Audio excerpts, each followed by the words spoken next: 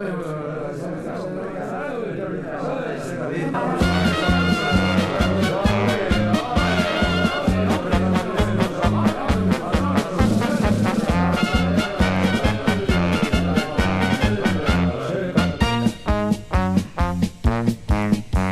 chiamavano Salvatore Catalogna e per questo si diceva nato in Spagna. Lui beveva Carlos I ed anche Porto, riducendosi più o meno come un morto. La basetta lunga, bruna e madrilena ed il ricciolo cadente sulla schiena. Lo chiamavano Catalogna Salvatore, per mangiare lui faceva il tornitore. Lui faceva il tornitore ogni giorno le 8 ore dalla Fiat Mirafiori. Quando usciva diventava lo spagnolo che parlava ole ole di consuelo. La la la la la la la la la la la la la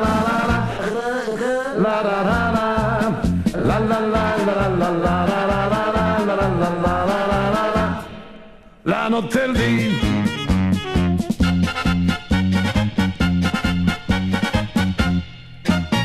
alla sera frequentava whisky notte, pianta grano duro forte mena botte. Lo chiamavan Salvatore Catalogna, prepotente, irascibile, una rogna. Ma una sera in un bar di via Caraglio lui commise certamente un grosso sbaglio, litigando con un tizio di Casale, risultato 20 giorni d'ospedale. Lui faceva il tornitore ogni giorno le 8 ore dalla Fiat Mirafiori. Catalogna Salvatore col pallino dei toreri e di Madrid e dei boleri. La la la la la la la la la la la la la.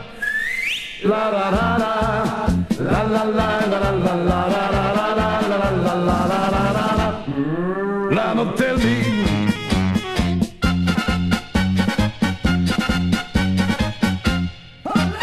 ma però in un caffè di via Arquata lui conobbe una certa Immacolata di nome, che era nata in provincia d'Agrigento, con fratelli e familiari più di 100.